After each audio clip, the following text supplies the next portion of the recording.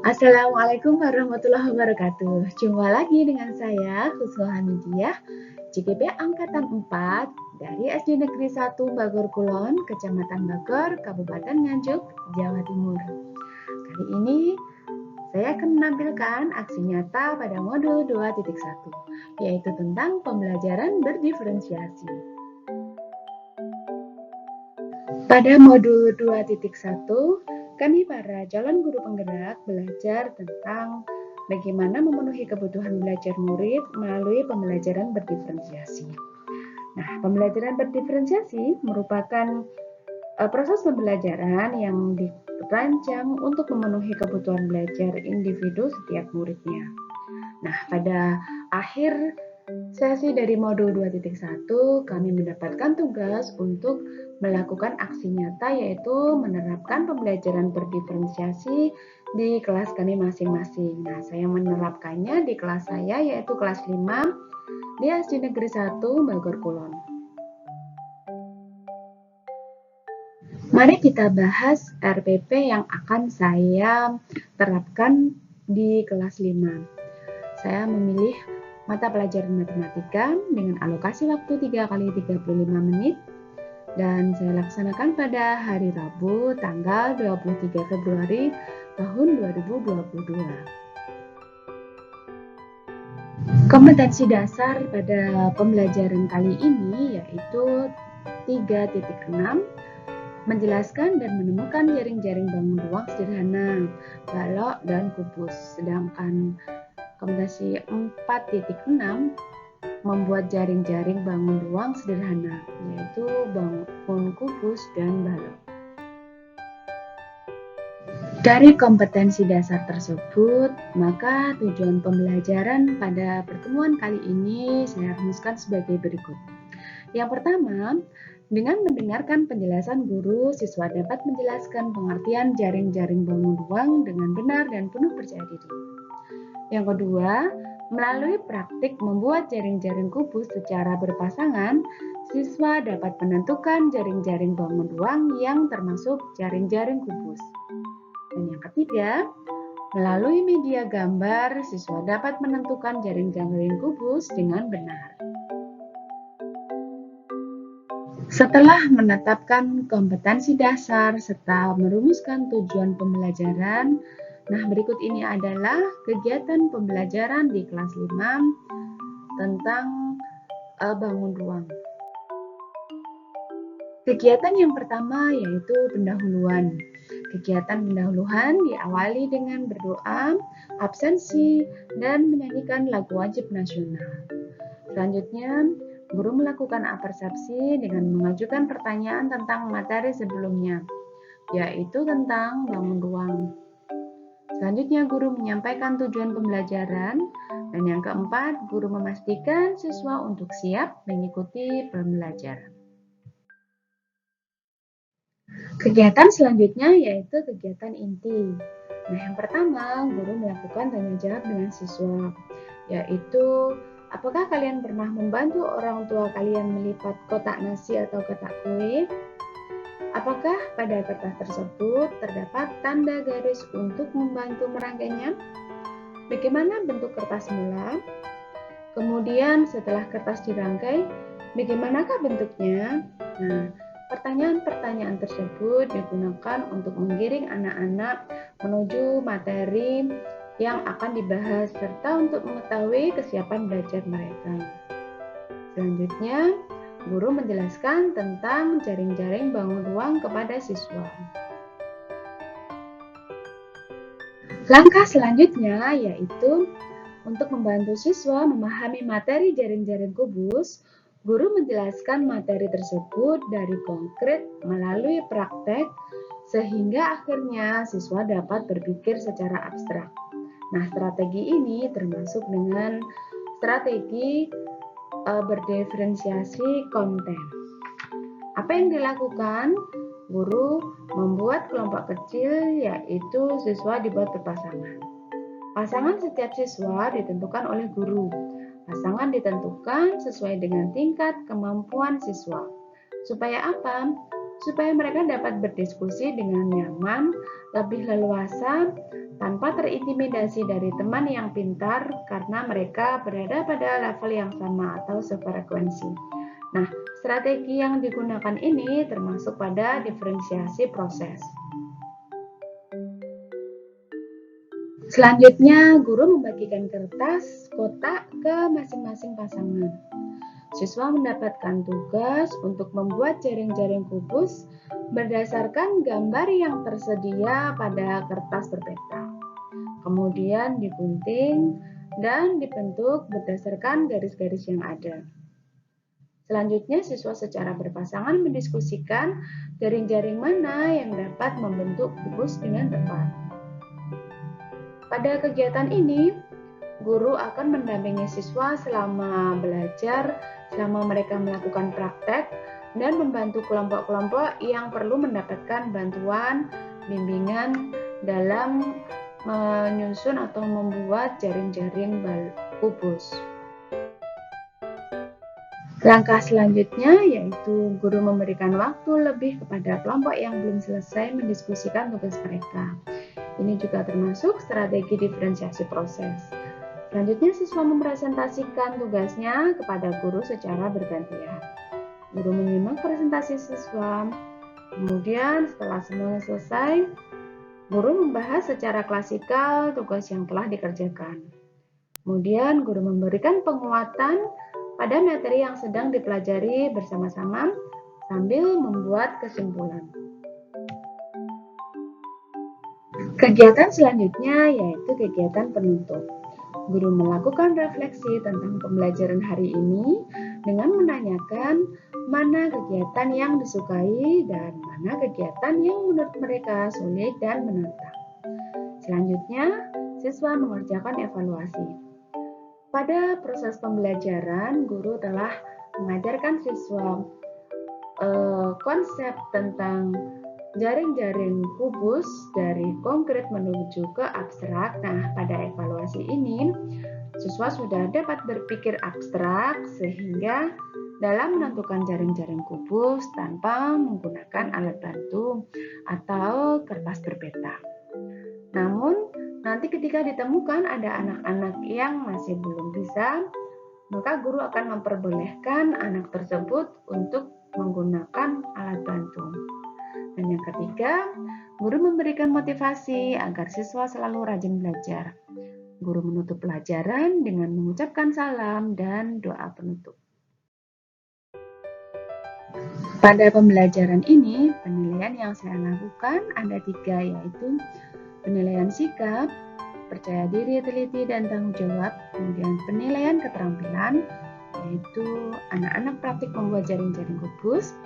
Dan penilaian pengetahuan, yaitu menentukan jaring-jaring kubus tanpa menggunakan alat bantu. Berikut ini adalah bentuk instrumen, rubrik, dan pedoman penskoran.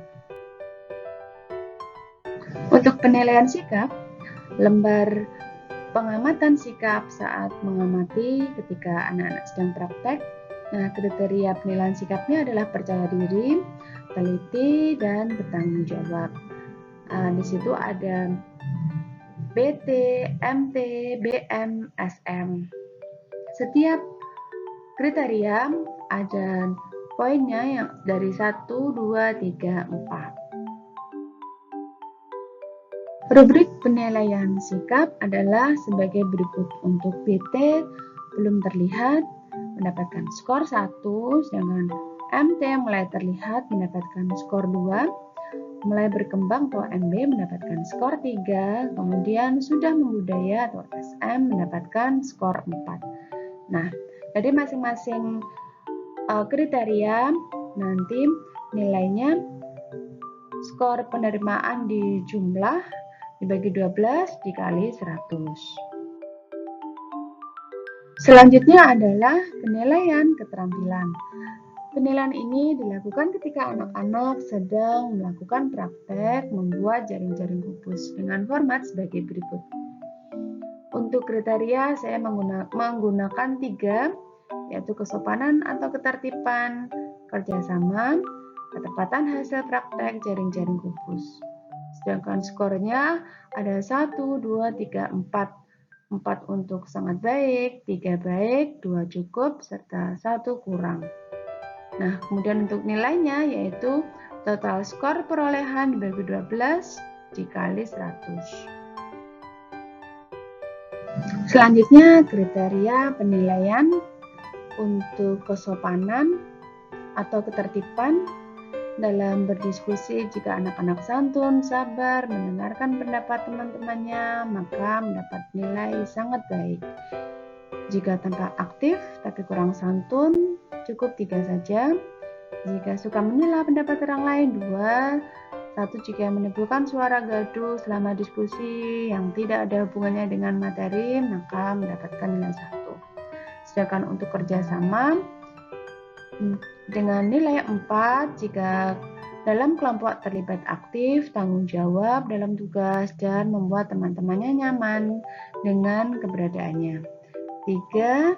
Jika dalam diskusi kelompok terlibat aktif tapi kadang-kadang membuat temannya kurang nyaman dengan keberadaannya. 2. Jika kurang aktif, dan 1. Jika hanya diam saja. Kemudian untuk ketepatan hasil praktik jaring-jaring kubus mendapatkan skor 4 jika praktik jaring-jaring kubus semua benar. Jika sebagian besar benar mendapatkan 3. Jika sebagian benar mendapatkan 2, serta jika sebagian kedua benar mendapatkan skor 1. Selanjutnya untuk penilaian pengetahuan terdapat 10 soal nanti. Nah, kemudian anak-anak memilih mana jaring-jaring yang termasuk jaring kubus dengan nilainya jumlah soal kali yang betul dikali 10. Berikut ini adalah materi dan lembar kerja siswa. Untuk materi, saya hanya membahas tentang pengertian jaring-jaring bawang ruang serta pengertian jaring-jaring kubus. Untuk lembar kerja siswa, nah di sini saya sediakan gambar berbagai macam jaring-jaring kubus. Kemudian anak-anak memperhatikan gambar tersebut, lalu menggambar atau menandai gambar tersebut pada kertas berpeta, kemudian digunting sesuai dengan pola yang telah dia gambar, lalu dirangkai sampai menjadi bentuk kubus. Kemudian didiskusikan dengan temannya manakah yang dapat membentuk jaring-jaring kubus secara tepat. Untuk lebih mudah dalam praktik pembuatan jaring-jaring kubus, maka saya menyediakan kertas berpeta dan saya bagikan kepada anak-anak sesuai dengan kelompoknya. Selanjutnya adalah lembar evaluasi. Di sini tersedia 10 soal. Nah, anak-anak memperhatikan gambar tersebut dan memberi tanda centang jika pada gambar tersebut merupakan jaring-jaring kubus, dan memberi tanda silang jika gambar tersebut bukan jaring-jaring kubus. Dalam menerapkan pembelajaran berdiferensiasi ini, saya juga mendokumentasikan kegiatan pembelajaran tersebut. Pada foto tersebut, ketika saya melakukan tanya jawab dengan siswa, menggiring anak-anak untuk masuk pada materi yang akan dibahas, yaitu jaring-jaring kubus. Kemudian saya menerangkan tentang jaring-jaring kubus.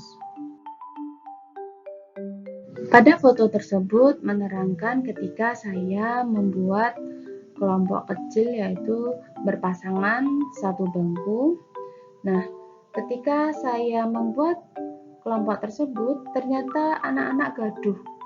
Mereka protes karena apa? Pasangan yang mereka dapat tidak seperti pasangan mereka duduk setiap hari.